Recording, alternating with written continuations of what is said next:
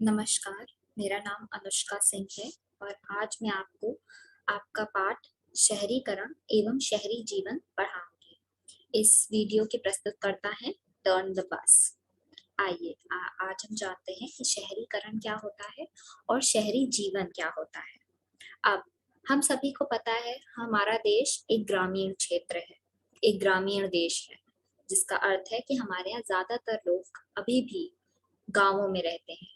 भारत की 70% आबादी आज भी गांवों में रहती है, लेकिन हमारे यहाँ कई शहर भी हैं और हम सभी जानते हैं कि शहर और गांव में क्या फर्क होता है। शहरीकरण का अर्थ होता है, जैसे कि आपकी पाठ्य पुस्तक में लिखा है, किसी गांव या शहर या कस्बे के रूप में विकसित होने के की प्रक्रिया। पहले हम देखते हैं कि अक्सर जो छोटे छोटे शहर होते हैं उनकी जो उनका जो सफर होता है गांव से शहर बनने का, वो ऐसे ही शुरू होता है कि वो पहले गांव थे, फिर वहां विकास हुआ और फिर वो शहरों में तब्दील हो गए। और आज के समय में भी हम अच्छे से जानते हैं कि गांव और शहर में क्या फर्क होता है, क्या भिन्नताएं हैं। और यही आपकी पाठ्य पुस्तक में भी लिखा है, बहुत आसान है कि गांव की आबादी कम होती है, नगर की ज्यादा होती है, क्योंकि नगर बड़े होते हैं, गांव छोटे होते हैं। तो ये एक फर्क हो गया। गांव में ज्यादातर खेती होती है, पशुपालन होता है, गाय भैंस चराना, खेती करना, ये सब हम गांव में ही देखते हैं। बड़े बड़े खेत अक्सर गांव में होते हैं, शहरों में तो हम देखते नहीं। और शहर में मुख्य तौर पे व्यापार होता है, उत्पादन होता है, लोग नौकरी करते हैं। अब व्यापार का मतलब हो गया ट्रेड, मतलब खरीदना बेचना, फैक्ट्रियां होना, इंडस्ट्रीज होना, है ना। तो गांव में प्राकृतिक वातावरण स्वच्छ है क्योंकि वहां लोग कम हैं, तो वहां प्रदूषण नहीं है। में लोग ज्यादा होते हैं, गाड़ियां ज्यादा होती हैं, इसलिए प्रदूषण ज्यादा होता है। शिक्षा, यातायात, स्वास्थ्य सुविधाएं आदि शहर में अधिक उन्नत अवसर में अवस्था में होती है। ये भी हमें पता है कि जब हम शहर जाएंगे तो हमें वहां पे अच्छे स्कूल्स मिल जाएंगे जहाँ लोग बच्चे पढ़ सकें, हमें अच्छी स्वास्थ्य सुविधा मिल जाएगी। बड़े बड़े डॉक्टर्स के लिए हम कहाँ जाते हैं? बड़े बड़े शहरों में जाते हैं। तो ये एक एक बात होती है शहरों के बारे में। अब गांव से शहरों का विकास एक वृहद प्रक्रिया है जो कि शताब्दियों पर फैली है। अब ये 2-3 रातों में तो हुआ नहीं होगा कि एक गांव से आप पूरा शहर बना दें, उसमें बहुत समय लगता है, धीरे धीरे विकास होता है। अब समाज शास्त्रियों के अनुसार नगरीय जीवन तथा आधुनिकता एक दूसरे के पूरक है। मतलब जो समाज शास्त्री होते हैं, जो सोशियोलॉजी पढ़ते हैं, जो हमारे समाज के बारे में पढ़ते हैं, वो ये बताते हैं कि नगरीय जीवन मतलब नगर में बिताया जाने वाला जो जीवन है वो आधुनिक होता है। वहां पे टेक्नोलॉजी काफी डेवलप्ड होती है। टेक्नोलॉजी डेवलप्ड का मतलब जैसे मोबाइल के नेटवर्क हैं, अच्छे चिकित्सक हैं, अच्छे हॉस्पिटल्स हैं जहाँ पे अच्छी मशीनरी है ताकि अच्छे से इलाज हो सके, जल्दी हो सके। तो इस तरह इसीलिए कहा जाता है कि जो आधुनिक व्यक्ति होता है उसका जो प्रभाव क्षेत्र होता है, उसका सबसे ज्यादा जो प्रभाव होता है वो शहरों में होता है। शहर व्यक्ति को संतुष्ट करने के लिए अंतहीन संभावनाएं प्रदान करता है। जितनी ज्यादा हमारे पास सुख सुविधाएं होंगी हम उतना ज्यादा ही सुखी रहेंगे, उतना ही हम संतुष्ट रहेंगे। जितने और शहर हमें वो सारी ही फैसिलिटीज जो होती हैं वो प्रदान करता है। आधुनिक काल से पूर्व व्यापार और धर्म शहरों की स्थापना के महत्वपूर्ण आधार थे। इसका मतलब है कि जब पहले जो जो छोटे छोटे कस्बे या गांव थे उनका शहर में बनना इस चीज पर डिपेंड करता था, इस चीज पर ये चीज होती थी कि वहां पर ज्यादा से ज्यादा व्यापार हो रहा हो, वहां पे ज्यादा लोग आ रहे हो, जा रहे हो, चीजें खरीद रहे हो, बेच रहे हो, या फिर धर्म शहर। अब इसका सबसे अच्छा एग्जाम्पल हो सकता है हमारे उत्तर प्रदेश में एक जो शहर है जिसको हम वाराणसी या काशी कहते हैं। काशी हमारे देश के सबसे पुराने शहरों में से एक है। उसकी भी जो आधार था वो इसीलिए शुरू हुआ क्योंकि वो एक बेहद ही पवित्र शहर माना जाता है, जहाँ पे भगवान का, गंगा जी का काफी ज्यादा प्रभाव है। इसी से वो धीरे धीरे बढ़ता चला गया और एक शहर में तब्दील हो गया। अब आते हैं मध्यकालीन सामंती सामाजिक संरचना एवं मध्यकालीन जीवन मूल्य 13वीं शताब्दी तक अपने शिखर पर रहे। सामंतवाद, फ्यूडलिज्म जिसे अंग्रेजी में कहा जाता है, जब एक जमींदार जिसके पास बहुत सारी खेत और बहुत भारी मात्रा में जमीन हो और वो छोटे छोटे किसानों को अपने नीचे रख के उनसे काम करवाते हो, उस पूरे सिस्टम को हम सामंतवाद कहते हैं। अब ताकि शहरीकरण अगर होता तो उन जमींदारों की जो एक पकड़ थी सामाजिक वर्गों पर, गरीब वर्ग पर, वो कम हो जाती। इसीलिए उन्होंने इसे कम से कम होने की कोशिश करी कि जितना ज्यादा समय लगेगा शहरों को बनने में, जितना ज्यादा लोगों को अपॉर्चुनिटीज मिलेंगी, जितने ज्यादा उन्हें मौके मिलेंगे शिक्षित होने के, विकास होने के, वो उनकी पकड़ उन पर से उतनी ही घटती जाएगी। इसीलिए उन्होंने इस कोशिश की कि उस पर अपनी पकड़ बनाए रखे। लेकिन फिर भी नई सामाजिक एवं राजनीतिक संरचना विकसित हुई आगे, और इसी पृष्ठभूमि में शहरी जीवन का पुनर्उदय होता है। अब आगे चल के, शहरीकरण की प्रक्रिया बहुत लंबी है, लेकिन आधुनिक शहर के उदय का इतिहास लगभग 200 साल पुराना है। आज जो हम बड़े बड़े शहर देखते हैं जैसे कि दिल्ली, नोएडा, गाजियाबाद, ये तो काफी लेट बने हैं, बहुत देर में बने हैं, और इनका भी इतिहास जो है वो 200 वर्ष ही पुराना है। वो भी उनमें भी काफी शहर तो अभी हमें आजादी के बाद विकसित हुए हैं। तो अब 3 ऐतिहासिक प्रक्रियाओं ने आधुनिक शहरों की स्थापना में निर्णायक भूमिका निभाई। 3 है। पहली, औद्योगिक पूंजीवाद का उदय। अब औद्योगिक पूंजीवाद को हम अंग्रेजी में कहते हैं इंडस्ट्रियल कैपिटलाइजेशन। इसको मैं आसान शब्दों में बता देती हूँ कि जब इंडस्ट्रीज यानी फैक्ट्रियां, बड़ी बड़ी ब्रांड्स और इनकी कंपनियां जब छोटी छोटी चीजें बनाती हैं और उसमें बेचती हैं बाजारों में, तो उसमें भाई जिसके पास पैसा होगा वही तो अपनी फैक्ट्रियां बड़ी बड़ी लगा पाएगा और लोगों को एम्प्लॉयमेंट दे पाएगा, लोगों को छोटी छोटी नौकरियां पे रख पाएगा। तो उसी को से आगे चल के बनता है औद्योगिक पूंजीवाद। मतलब बड़े बड़े जो पूंजीपति हैं, जैसे कि मुकेश अंबानी हमारे देश के सबसे बड़े पूंजीपति हैं, उनका वो एक बिजनेसमैन है। तो व्यवसाय के तौर पे जब औद्योगिक पूंजीवाद का उदय हुआ, उससे वो भी एक कारण था शहरीकरण के विकास का। दूसरा था विश्व के विशाल भूभाग में औपनिवेशिक शासन की स्थापना। औपनिवेशिक का मतलब होता है कॉलोनाइजेशन। कॉलोनाइजेशन का अर्थ है कि जब कोई बाहरी देश किसी दूसरे देश पर हुकूमत करता है। इसका सबसे अच्छा उदाहरण है हमारे यहाँ, जब हमारे देश पर अंग्रेजों की हुकूमत चलती थी तो हम उनके एक औपनिवेशिक शासन का हिस्सा थे, मतलब हम एक उनकी कॉलोनी थे। तो जब ये हुआ तो जब ज्यादातर फ्रेंच, डच, पोर्चुगीज और अंग्रेज ही थे जिन्होंने अपनी औपनिवेशिक शासन किया अलग अलग जगहों पर। जब उन्होंने ये शासन किया तो किस लिए किया था? वो आमतौर पर तो व्यवसाय करने आए थे, तो उसी व्यवसाय को आगे बढ़ाते हुए उन्होंने वहां पर अपनी अलग अलग देशों में, पूरी दुनिया में छोटे छोटे शहर बसाने शुरू किए, जो कि बाद में महानगर बन गए। तो उसका एक कारण ये भी था। और तीसरा था लोकतांत्रिक आदेशों का विकास। लोकतांत्रिक मतलब डेमोक्रेसी। हमारा देश एक लोकतांत्रिक देश है। लोकतांत्रिक का मतलब होता है जब हम लोग अपनी सरकार बनाते हैं अपने ही लोगों के बीच से और लोगों की सेवा करने के लिए, तो उसे लोकतंत्र कहते हैं। तो जब लोगों में ये भाव पैदा होने लगे कि हम अपनी सरकार खुद बना सकते हैं, हमारे लोग हमारे हित की बात करेंगे जब और हमारे हित में प्रशासनिक फैसले लेंगे, तो ये इससे ये होगा कि लोगों का विकास होगा, लोगों के लोगों को एक अच्छे मार्ग पर भेजा जा सकेगा। तो इन 3 कारणों की वजह से शहरीकरण का उदय हुआ। अब इस तरह ग्रामीण एवं सामंती व्यवस्था से हटकर हमने एक प्रगतिशील शहरी व्यवस्था की ओर बढ़ने की प्रवृत्ति करी।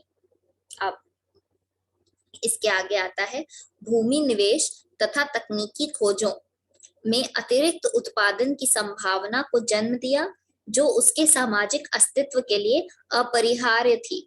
अब इसका क्या अर्थ है कि भूमि निवेश। अब उससे पहले हम ये समझ लेते हैं कि लोग पहले कैसे रहते थे।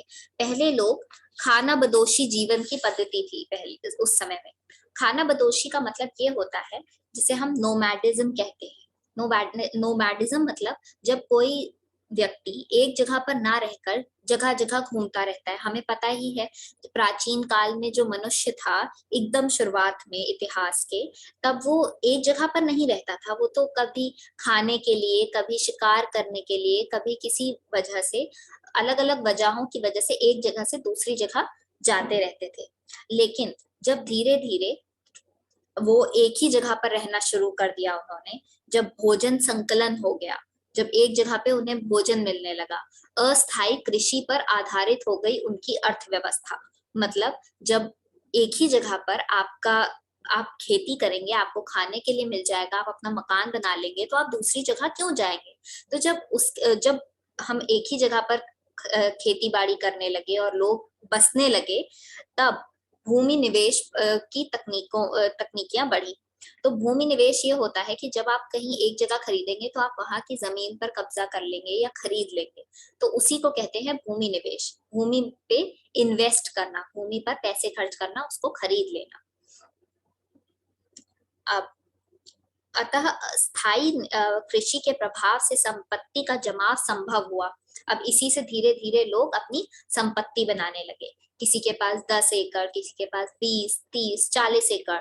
तो लोग अपनी अपनी वेल्थ को बढ़ाने के लिए, अपने पास पैसा बढ़ाने के लिए और अब खुद अमीर होने के लिए ज्यादा से ज्यादा संपत्ति को एकत्रित करने लगे, इकट्ठा करने लगे। अत्याधिक उच्च श्रम विभाजन ने व्यावसायिक विशिष्टता की आवश्यकता को जन्म दिया। अब जब सारे जो उच्च काम है, मतलब अब जैसे चिकित्सा हो गया या फिर वकालत हो गई, अब इनमें जब काम जो था वो बंटने लगा शहरों में या कह सकते हैं कस्बों में, तो लोगों में एक व्यावसायिक विशिष्टता की आवश्यकता हो गई। अब जो कोई लॉ पढ़ रहा है, जैसे कोई कानून के न्याय के बारे में पढ़ रहा है, अब वो जाकर किसी को ऑपरेशन तो नहीं कर सकता, चिकित्सा तो नहीं कर सकता। तो यही एक सामाजिक गतिविधि हुई कि अब लोग अपने एक प्रोफेशन को, एक एक तरह की नौकरी को, एक तरीके की विशिष्ट पढ़ाई को चुनते थे और उसी से आगे चल के उसी के बेस पर आगे नौकरी करते थे। तो ये एक चीज होने लगी। इन परिवर्तनों के आधार पर ग्रामीण जीवन के उद्भव को एक आधार मिला, जहां लोगों का निकास एक विशिष्ट प्रकार से सामाजिक संगठन पर आधारित है। तो इसका मतलब ये हुआ कि परिवर्तन होने लगे। ग्रामीण जीवन उसको एक ऐसा आधार मिला जहां पे अब लोग विशिष्ट प्रकार से सामाजिक संगठन पर आधारित थे। अलग अलग लोग अलग अलग काम करने लगे थे। ये नहीं था कि अब केवल लोग खेती कर रहे हैं या केवल लोग दिहाड़ी मजदूरी कर रहे हैं। अब सब लोग अलग अलग तरीके के काम करने लगे।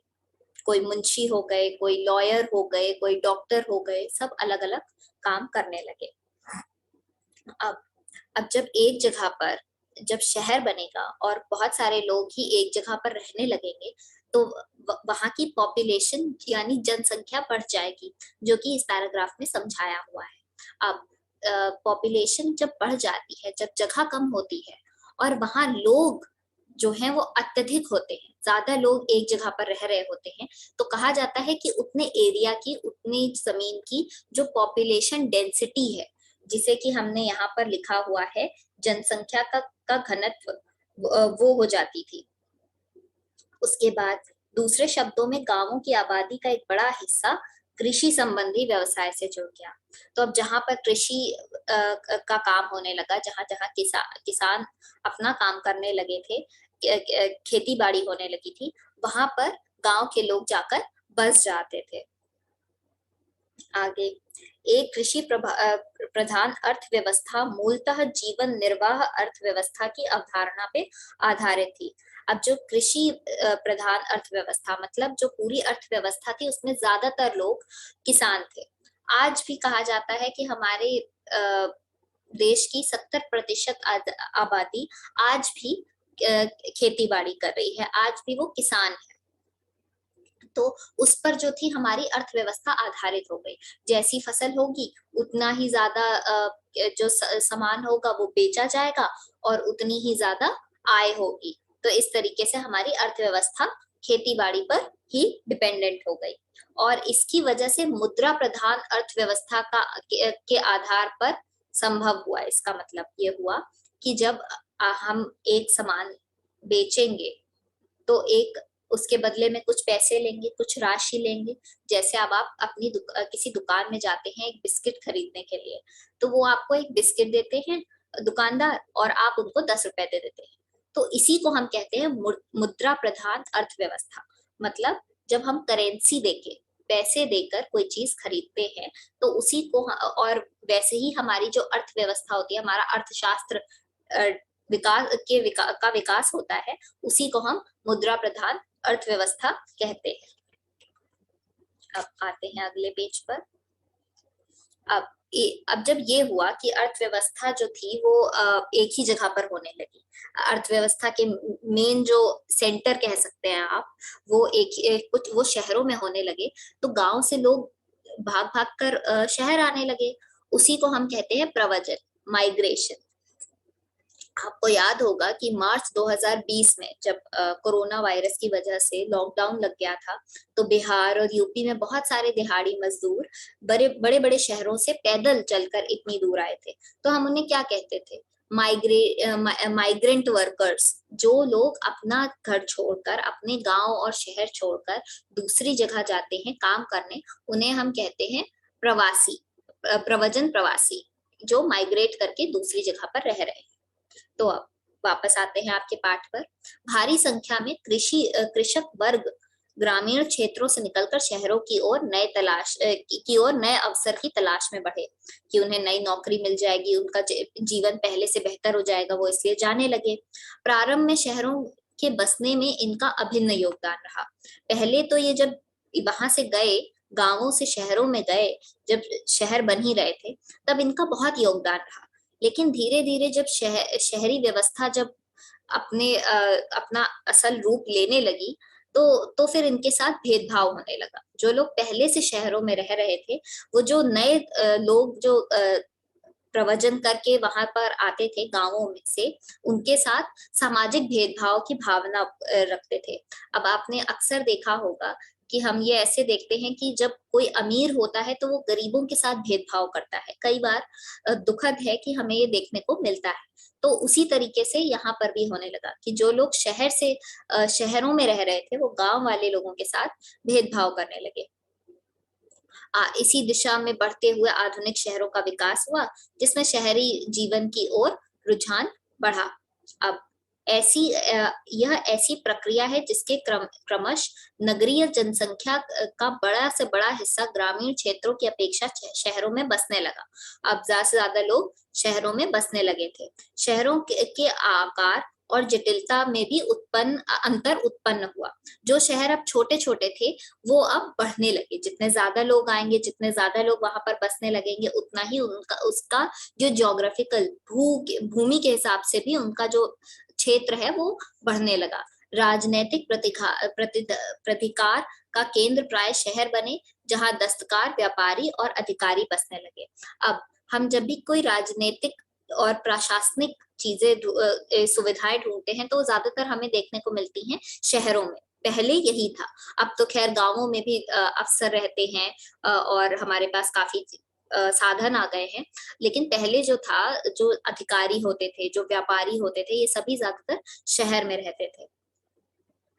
तो अब आगे चल के शहरों में विकास की ओर दृष्टि डाली जाए, उनके विकास की प्रक्रिया को कस्बों के रूप में प्रारंभ होते हुए देखा जा सकता है। तो गांव अचानक से शहर या महानगर नहीं बन गए, पहले वो छोटे छोटे कस्बों में उत्पन्न हुए और उसके बाद वो कस्बे ही धीरे धीरे चलकर शहर बनते गए। अब कस्बों में शिल्पकार, व्यापारी, प्रशासन तथा शासक रहते थे। छोटे छोटे राज्य होने लगे और उसमें वही सब लोग रहते थे। अब कस्बों का ग्रामीण जीवन पर प्रभाव जिसे यह करो और अधिकांश की प्राप्ति के आधार पर स्वयं को मजबूत करते थे। तो अब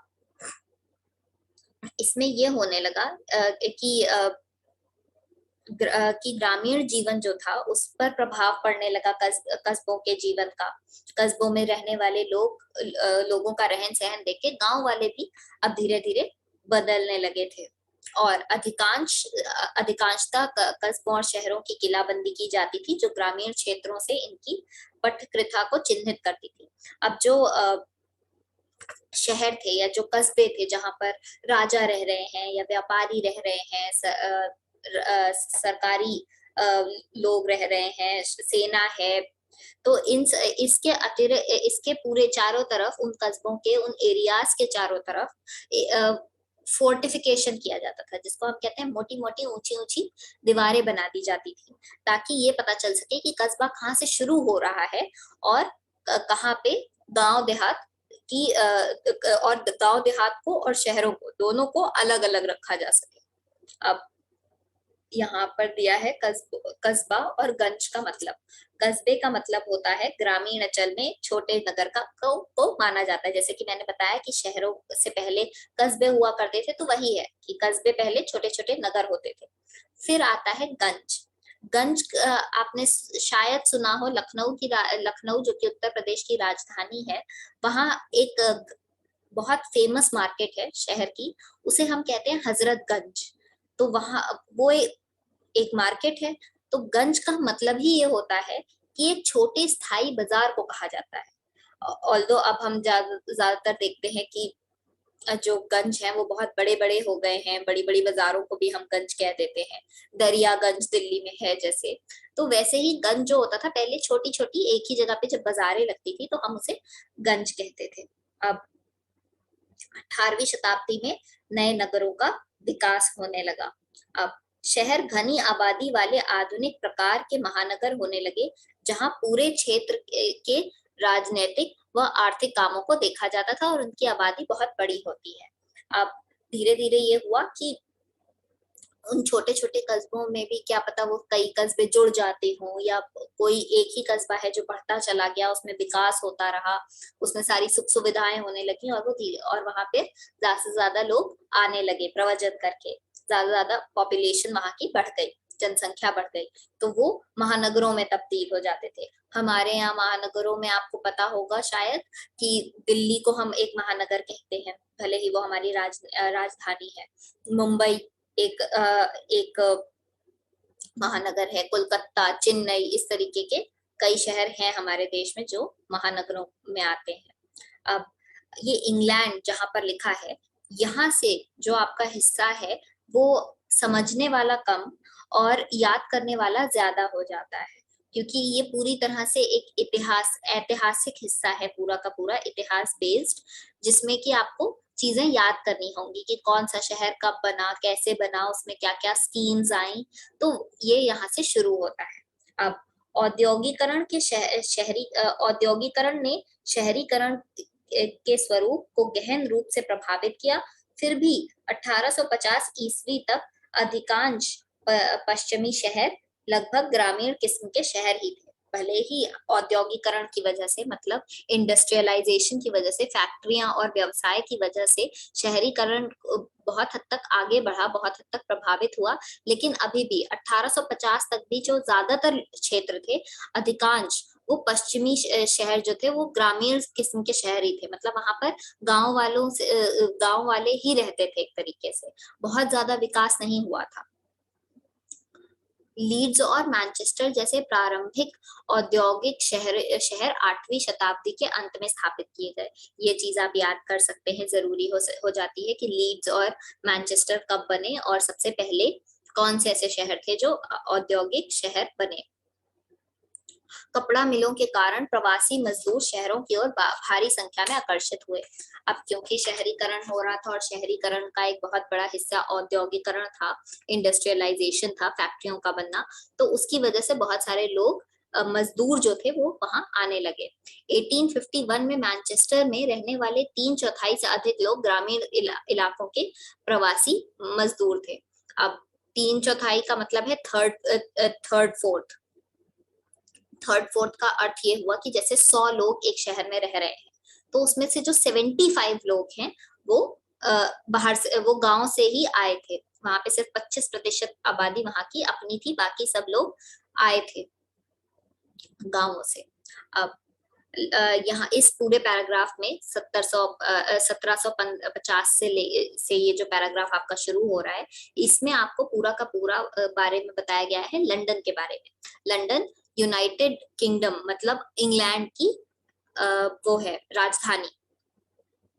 अब इसमें इंग्लैंड और वेल्स हर 9 में से एक आदमी लंदन में रहता था। इंग्लैंड और वेल्स में का हर 9 में से एक आदमी, मतलब अगर 10 लोग रह रहे हैं और उनमें से 9 लोग को हम देखा जाए तो 9 में से कोई एक ना एक जरूर लंदन में रह रहा होता था। इतने ज्यादा लोग लंदन में जा चुके थे और वहां पर अपना जीवन यापन कर रहे थे। उसकी आबादी 6,75,000 तक थी। 19वीं शताब्दी में लंदन के विस्तार की प्रक्रिया जारी रही, बढ़ता गया शहर, वो आज भी बढ़ रहा है। यहाँ तक कि हम अपने देश से देखते हैं कई लोग जाते हैं लंदन पढ़ने के लिए। तो अब 19वीं शताब्दी में भी लंदन के विस्तार की प्रक्रिया जारी रही। 1810 से 1800 ईस्वी तक उसकी आबादी की संख्या 10 लाख से बढ़कर 40 लाख हो गई, यानी 4 गुना बढ़ चुकी थी। अब लंदन में 5 प्रमुख उद्योगों में लंदन की गोदी के अलावा अब लंदन में 5 तरीके के उद्योग थे, जिसकी वजह से लोग और जाते थे नौकरी करने, व्यवसाय करने, अपनी किस्मत आजमाने जाते थे। उसमें थे छपाई और स्टेशनरी उद्योग, जैसे छापने की चीजें, प्रिंटिंग प्रेस, न्यूज़पेपर, मैगजीन, इस तरीके की चीजें हो गई। स्टेशनरी में पेन, पेंसिल, कॉपी, किताब, ये सारी चीजें आ जाती हैं। परिधान और जूता उद्योग, जूता हमें पता ही है, सैंडल्स, शूज, इस तरीके की चीजें। धातु एवं इंजीनियरिंग आयोग, अब इंजीनियरिंग आयोग में इस तरीके की चीजें हो गई, जैसे इंजीनियरिंग में हम देखते हैं ज्यादातर टेक्नोलॉजिकल चीजें होती हैं, साइंटिफिक चीजें होती हैं, आपने पढ़ा होगा साइंस में, तो वो होने लगा। लकड़ी व फर्नीचर उद्योग, फर्नीचर हमें पता ही है, टेबल, कुर्सी, बेड, इस तरीके की चीजें फर्नीचर में आती हैं। चिकित्सा उपकरण, अब जैसे जैसे हम विकसित करते हैं अपने आप को, हम ये देखते हैं कि जो डॉक्टर्स हैं, जो चिकित्सक हैं, उनको और एडवांस्ड इंस्ट्रूमेंट्स चाहिए होते हैं और एडवांस्ड चीजें चाहिए होती हैं जिनसे वो इलाज कर सकें। तो अब उसके वो भी उसका बढ़ना भी बहुत जरूरी है, तो उसके लिए उनको मशीन चाहिए, उपकरण चाहिए, तो उसकी वो भी बढ़ने लगा था। अब उसके बाद 20वीं शताब्दी में प्रमुख विश्व युद्ध के समय लंदन में मोटर कार और बिजली के उपकरणों के उत्पादन प्रारंभ हुआ, जिससे कि शहर के 3/4 नौकरियां इन्हीं कारखानों में सीमित हो गई। अब जब प्रथम विश्व युद्ध हुआ, तब ये हुआ कि लंदन में जो मोटर कार थी और बिजली के उपकरण, मतलब कार्स और बिजली से चलने वाली चीजें, इन सब का बनना शुरू हो गया। और इसके बाद 3/4 मतलब फिर से, मतलब 100 में से 75 लोग इन्हीं कारखानों में ही काम करते थे। मतलब बहुत ज्यादा बिक्री हो रही होगी, बहुत ज्यादा उसमें काम हो रहा होगा। अब महानगर का क्या मतलब होता है? महानगर का मतलब होता है देश के विशाल और घनी आबादी वाले शहर, जैसे कि मैंने आपको बता ही दिया, दिल्ली, मुंबई, बैंगलोर, कोलकाता, चेन्नई। अब 19वीं शताब्दी का लंदन क्लर्कों और दुकानदारों, छोटे पेशेवरों और निपुण कारीगरों, कुशल व शारीरिक श्रम करने वालों की बढ़ती आबादी, सिपाहियों, नौकरों, दिहाड़ी मजदूरों, फेरी वालों और भिखारियों का शहर था।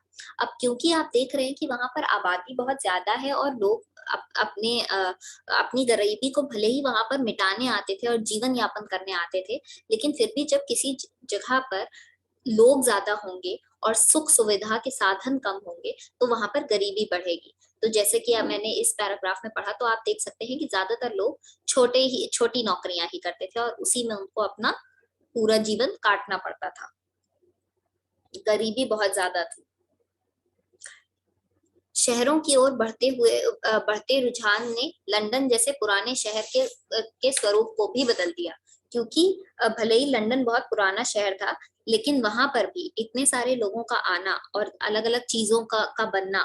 अब जैसे ज्यादा लोग आएंगे तो ज्यादा हॉस्पिटल बन सकते हैं, स्कूल बन सकते हैं, उनके लिए घर बनेंगे, तो उससे शहर का जो नक्शा होता है वो बदलने लगता है धीरे धीरे।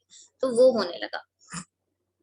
और और इन जो नए लोग आए थे वहां पर, नए नए लोग आ जाते थे गांवों से, उनके लिए सस्ते घर बनाने की एक अवधारणा प्रकट की गई। तो ये जो छोटे छोटे घर होते थे ये बहुत असुरक्षित होते थे, और उनमें कोई वेंटिलेशन नहीं होता था, मतलब हवा आने जाने के लिए नहीं होती थी, और बहुत छोटे छोटे एक एक कमरे के मकान होते थे, जिसमें जिसमें कि शायद टॉयलेट्स भी जो होते थे वो अलग से नहीं रहते थे, वो एक कॉमन टॉयलेट होता था, जिसे कि कई घरों के लोग आपस में शेयर करते थे। तो उसी को कहते हैं टेनेमेंट्स। तो टेनेमेंट्स जो होते थे वो काम चलाऊ और अक्सर बेहिसाब भीड़ वाले अपार्टमेंट के मकान होते थे। तो बहुत ज्यादा थोक में खूब सारे घर बना दिए जाते थे, और वहीं पे लोगों को एक रहना पड़ता था। मतलब उनके पास कोई बहुत ज्यादा साधन नहीं थे, कोई सुख सुविधा नहीं थी, बहुत अच्छा घर नहीं होता था, बस ऊपर से असुरक्षित होता था। तो फिर ऐसे मकान बड़े शहरों में गरीब इलाके में ज्यादा पाए जाते हैं, जैसे मुंबई की चौल हो गई, जैसे आपने सुना होगा। अब बहुत सारे शहरों में खैराती संस्थाओं और स्थायी शासन की ओर जाड़ों में रैन बसेरे और अजनबी घर की व्यवस्था की जाती थी। अब जाड़ों में आपको पता ही, आपने खुद ही देखा होगा अपने आसपास कि रैन बसेरे बनाए जाते हैं, जहां पर लोग ठंड से ठिठुर के मर ना जाएं, इसीलिए एक टेम्परेरी घर बनाए जाते हैं, तो उन्हें रैन बसेरे कहते हैं। और अजनबी घर स्ट्रेंजर हाउस हो गया, उसमें भी लोग कोई भी आकर रह सकता है, ज्यादा पैसे नहीं लगते, सस्ता ही रहता है। गरीब व्यक्ति भोजन, गर्माहट और आश्रय की आशा में इन स्थानों पर एकत्रित हो जाते थे, बहुत सारे लोग, ताकि उन्हें कुछ गर्म कपड़े मिल जाएं, उनको ठंड ना लगे, उन्हें थोड़ा भोजन मिल जाए, थोड़ा आसरा हो जाए। लंदन अगर एक और मनीषियों और धनी लोगों का शहर था, तो दूसरा सत्य ये भी था कि ये अवसर केवल कुछ व्यक्तियों को ही प्राप्त थे, जो सामाजिक तथा आर्थिक विशेषाधिकार प्राप्त अल्पसंख्य वर्ग थे, जो पूर्णतः उन्मुक्त तथा संतुष्ट जीवन जी सकते थे। तो उनमें से बहुत कम लोग थे जो कि एक अच्छा जीवन जी पाते थे, बाकी सब गरीबी में ही रहते थे। जो व्यक्ति शहरों में रहते थे बाध्यताओं में ही सीमित थे, जो बहुत गरीब लोग थे, और उनको कोई स्वतंत्रता प्राप्त नहीं थी, वो अपने डिसीजंस खुद नहीं ले सकते थे। उन पर बड़े लोग और जो अमीर लोग हैं उनकी ही हुकूमत चलती रहती थी, उन्हीं के हिसाब से उन्हें सब कुछ करना पड़ता था। तो इस शहर का जीवन परस्पर विरोधी छवियों और अनुभवों को जन्म दे रहा था। तो लगातार एक तरफ इतने अमीर लोग हैं जो अपना जीवन बहुत अच्छे से काट रहे हैं, और दूसरी तरफ इतने गरीब लोग जो लोग ठीक से नहीं जी पा रहे हैं। तो ये दो अलग अलग छवियां एकदम, जिसमें बहुत जमीन आसमान का अंतर है। तो ये दोनों ही छवियां हमें लंदन में देखने को मिलती हैं। एक और संपन्नता है, दूसरी ओर गरीबी है, चमक धमक है एक तरफ, दूसरी तरफ धूल और अंधकार है। तो जैसे जैसे लंदन विकसित हुआ, वैसे ही कुछ नकारात्मक प्रवृत्तियों की भी वृद्धि हुई। जैसे अब बहुत ज्यादा लोग हैं, सबको नौकरी मिल नहीं रही है, सबके पास खाने के लिए नहीं है, सुख सुविधा के सारे तंत्र हैं ही नहीं उनमें से कोई गरीबों के लिए। तो इससे ये हुआ कि लोग क्राइम करने लगते थे, लोग गैर कानूनी काम करने लगते थे, चोरी करने लगे, डकैती करने लगे, और किसी की हत्या करके उसे लूट लिया। तो ये सारी चीजें होने लगी। तो अब डेविड थॉमसन के अनुसार औद्योगिकरण का सबसे ज्यादा प्रभाव सामाजिक नैतिक मूल्यों में बदलाव आया। तो डेविड थॉमसन कहते हैं कि औद्योगिकरण जब हुआ, क्योंकि जब इंडस्ट्रीज और फैक्ट्रीज व्यवसाय होने लगा, तो इसका काफी बड़ा प्रभाव ये पड़ा कि सामाजिक नैतिक मूल्य, मतलब जो हमारे अंदर के मूल्य होते हैं, जो हमारे मॉरल्स होते हैं, जो हमारे अंदर की भावनाएं होती हैं अच्छी चीजों की, जैसे कि ऑनेस्टी, जिसे कि हम कह सकते हैं कि पक्षपात ना करना, ईमानदार रहना। तो ये सारे जो नैतिक मूल्य थे ये कम होने लगे, क्योंकि अब लोगों को अपना पेट भरना था और वो इन सब चीजों को भूलते चले गए। 1870 के दशक में लंदन में कम से कम 20,000 अपराधी रहते थे। कितनी ज्यादा संख्या है आप देख ही सकते हैं। हेनरी मेहयू, ये भी एक हिस्टोरियन है, ये दोनों ही एक हिस्टोरियन है, डेविड थॉमसन भी और हेनरी मेहयू भी। इनके अनुसार एक सूची बनी जहां लोग अपराधों से ही अपनी आजीविका चलाते थे। मतलब ऐसा नहीं था कि वो कोई किसान है या मजदूर है, उसके पास कम है पैसे तो वो चोरी कर रहा है। कई लोग ऐसे तो थे जो सिर्फ चोरी ही करके अपनी पूरा जीवन यापन कर रहे थे। अब 1861 में, मतलब 1860 में जब जनगणना हुई तो वहां पे देखा गया कि घरेलू नौकर जो थे उनकी अत्यधिक संख्या हो गई थी। मतलब जो अमीर लोग थे उनके पास लोग छोटी छोटी नौकरियों के लिए, ताकि कुछ पैसे मिल जाए उसके लिए नौकरी करते थे। फिर उसके बाद महिलाओं की संख्या इसमें ज्यादा थी। बाल मजदूरों की संख्या ज्यादा थी, जो छोटे छोटे बच्चों को काम करना पड़ता है, बाल मजदूरी करनी पड़ती है, चाइल्ड लेबर जिसे कहते हैं, वो लोग भी बढ़ गए।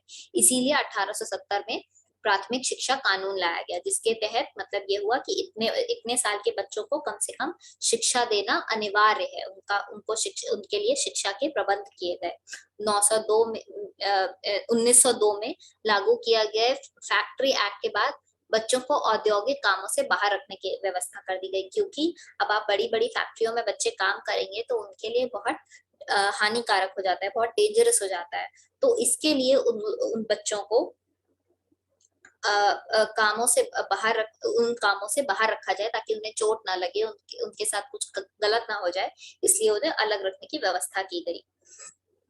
शहरों में एक ओर तो रोजगार था, लेकिन दूसरी ओर अल्प कुशल मजदूरों को एक निर्धन वर्ग के रूप में उभरते हुए पाया गया। अब वो जो एक तरफ तो लोगों को नौकरियां मिल रही थी, लेकिन दूसरी ओर जो बहुत गरीब लोग थे वो बेरोजगार होते चले जा रहे थे और झोपड़पट्टियों में गुजारा कर रहे थे। शहर के गरीबों के लिए आवास की सुविधा उपलब्ध कराने के उपाय किए जाने लगे। अब शहर के जो गरीब लोग थे उनके लिए सुविधाएं उपलब्ध कराने की कोशिश की जा रही थी। एक कमरे वाले मकान को जन स्वास्थ्य के लिए खतरा माना गया, क्योंकि इनमें हवा निकासी का इंतजाम नहीं था। अब जैसे एक मकान में 5 लोग या 4 लोग रह रहे हैं और सांस लेने के लिए खिड़की नहीं है, तो हवा नहीं रहेगी, लोगों में बीमारियां फैल जाएंगी। ये एक तरीके से बहुत खतरनाक चीज हो गई, है ना। अब दूसरा, इनमें आग लगने का खतरा बना रहता था। एक घर में आग लगेगी तो सारे कमरे एक दूसरे से जुड़े हुए हैं, सब में लग जाएगी और बहुत अक्सर आग लग जाती थी और सामाजिक उथल पुथल की आशंका बनी रहती थी। विशाल जन समूह के कारण बहुत सारे लोग जब एक साथ रहेंगे तो उनमें आपस में बैर भी तो हो जाएगा। कभी जब सुख सुविधा के जो साधन है, तंत्र है, वो कम है और लोग इतने ज्यादा हैं तो आपस में टकराव होगा। तभी तो कहते हैं ना कि जब 4 बर्तन एक जगह पर रखो तो खटकेंगे ही। तो यही एक इसमें बताया गया है। इन आशंकाओं को दूर करने के उद्देश्य से मजदूरों के लिए आवासीय योजना शुरू की गई। मजदूरों के लिए घर बनाने की योजना को बनाया गया। अब लंदन में भीड़ भरी बस्तियों को कम करने, खुले स्थानों को हरा भरा बनाने के लिए क्या किया जाता था कि जो बड़े बड़े घर थे उनके चारों तरफ हरे भरे ग्राउंड बना दिए जाते थे, फील्ड्स जिन्हें हम कहते हैं अंग्रेजी में, वो बना दिए जाते थे, बगीचे, ताकि ये हो कि जो लंदन में पक्की सड़कें हैं, सब कुछ पक्का है, तो जो लोग गांव से आ रहे हैं उनका देहात और शहरों के बीच में इतना ज्यादा वो फर्क जो है वो ना उनको लगे देखने में। मतलब हरा भरा हो सब कुछ, तो थोड़ा अच्छा लगता है देखने में जब आसपास आपके पेड़ पौधे होते हैं। तो इस अवधारणा को वास्तुकार और योजनाकार एवेंजर हार्वर्ड ने गार्डन सिटी, बगीचों का के शहर का नाम दिया, जिसमें साझा बाग बगीचे लगाए गए और ऐसे मकान केवल खाते पीते कामगार खरीद सकते थे। लेकिन ये जो जिन शहरों की बात हो रही है, ये जिन जिन मकानों की मैं बात कर रही हूँ इस समय, वो सिर्फ अमीर लोग खरीद सकते थे, क्योंकि उन्हीं के पास इतना ज्यादा पैसा होगा कि वो इतना पहले तो इतना बड़ा घर खरीदे और उसके बाद फिर उसके आसपास का जो फील्ड है उसका भी तो आपको पैसे पैसे देने पड़ेंगे ना। तो वो बहुत अमीर लोग ही खरीद पाते थे, गरीब लोग नहीं खरीद पाते थे उसको। अब विश्व युद्धों के विश्व युद्ध जब हुआ 1919 से 1929, तो द्वितीय विश्व युद्ध, तो मजदूर वर्ग जो था उसके लिए आवास का इंतजाम करने का उत्तरदायित्व ब्रिटिश राज्य ने ले लिया और 10 लाख मकान बनाए गए छोटे छोटे परिवारों को ध्यान में रखते हुए। क्योंकि आप जानते ही हैं, पहले जब गांवों में लोग रहते थे तो एक साथ जॉइंट फैमिली में रहते थे, जिसमें दादा दादी रहते थे, चाचा चाची, माता पिता, बच्चे, सब लोग एक साथ रहते थे। लेकिन जब आप अपना गांव छोड़कर आप शहर में आते हैं तो आप अपनी पूरे पूरे पूरे परिवार को नहीं लाते। आप आ गए, आपकी पत्नी आ गई, बच्चे आ गए, तो छोटा परिवार हो गया, न्यूक्लियर फैमिली जिसे कहते हैं, तो उसको ध्यान में रखकर बनाए गए थे ये सारे के सारे मकान। और शहर इतना फैल चुका था कि अब लोग पैदल अपने काम तक नहीं पहुंच सकते थे। अब किसी का जो घर है, वो अगर उनके काम करने की जगह से कम 20, 25, 30 किलोमीटर दूर है, तो वो पैदल चल के तो जा नहीं सकते।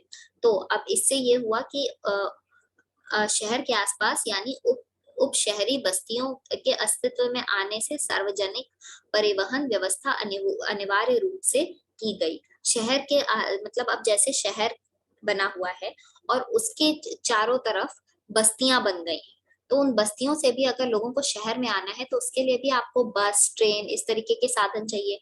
तो उनका भी धीरे धीरे उसकी उनको बनाने के लिए भी उनको बनाने के लिए भी कोशिश की गई, उनके लिए भी अलग अलग स्कीम्स लाई गई।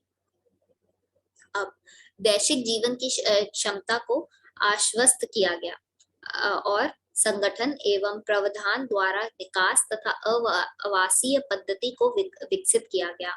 यातायात के साधन उपलब्ध कराए गए ताकि कर्मचारी बड़ी संख्या में कार्यस्थल पर पहुंच जा सके।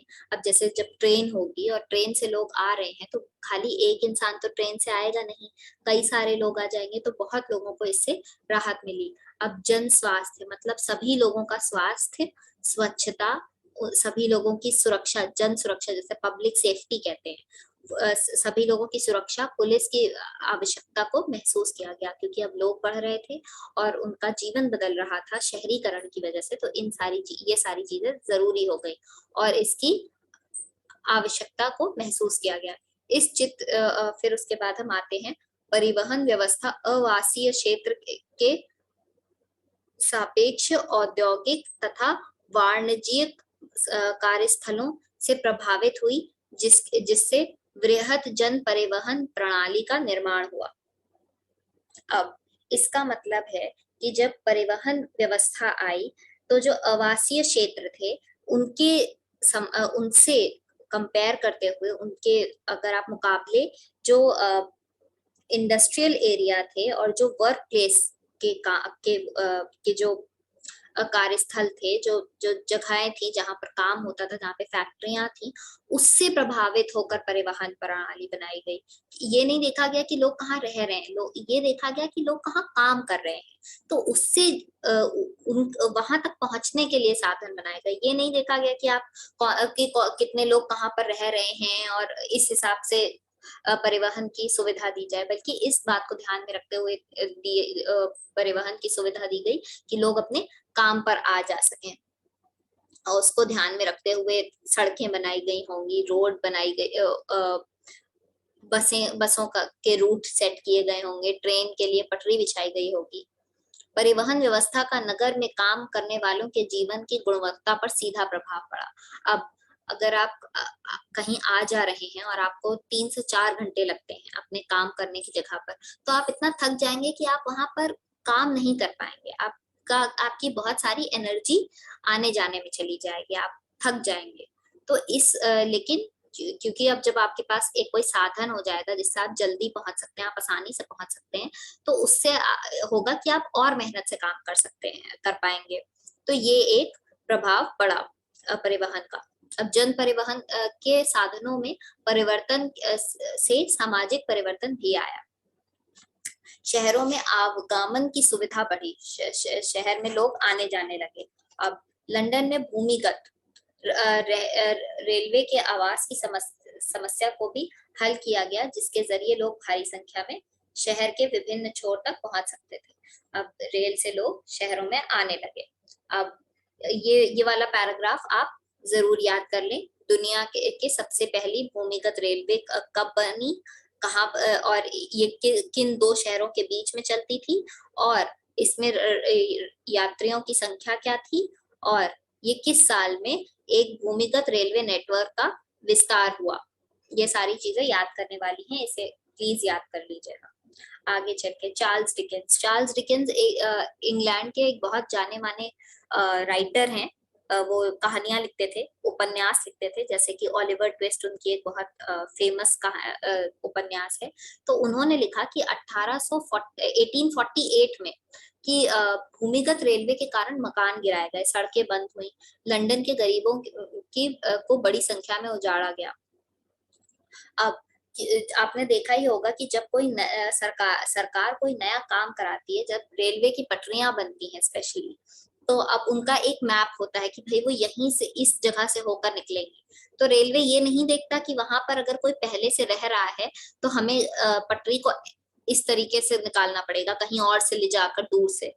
वो क्या करते हैं, वो उन लोगों को वहां से हटवा देते हैं कि आप यहाँ से चले जाइए, यहाँ पर रेलवे की पटरी बनेगी। उसके बदले में कभी कभार उनको कॉम्पनसेशन दे देते हैं, पैसे दे देते हैं कि आप कहीं और जाकर अपने रहने की व्यवस्था कर लीजिए। तो इन गरीबों को इससे बहुत प्रभाव पड़ा, लंदन के गरीबों पर। लेकिन फिर भी जो भूमिगत रेलवे थी, जमीन पर चलने वाली जो रेलवे थी, वो सफल हुई। और बाद में न्यूयॉर्क, तो जो कि यूएसए में है, टोक्यो जो कि जापान में है, शिकागो जो कि फिर यूएसए में है, मतलब अमेरिका, यूएसए का मतलब, वहां पर ये इस तरीके के भी विशाल महानगर बने, जहां पर एक बहुत अच्छी परिवहन सुविधा हुई, जो कि लंदन के ही इस रेलवे के उदाहरण को देखने के बाद बनी। अब जन परिवहन के साधनों में परिवर्तन से शहरों पर सामाजिक परिवर्तन भी आए। अब समर्थ, कार्यकुशल तथा सुरक्षित जन परिवहन शहरी जीवन में भारी परिवर्तन लाए तथा शहर की आर्थिक स्थिति को भी प्रभावित किया, जिससे सामाजिक व्यवस्था में भी एक नया आकार प्रदान हुआ। तो ये आप देख ही रहे हैं कि जब आपके पास आने जाने के साधन हो जाते हैं, तो फिर आपकी जिंदगी पर बहुत भारी प्रभाव पड़ता है। जो 4-5 घंटे या काफी समय जो आपको लग रहा है आने जाने में, वो कम हो जाता है, किराया कम हो जाता है आने जाने का। तो उससे लोग बहुत प्रभावित होते हैं।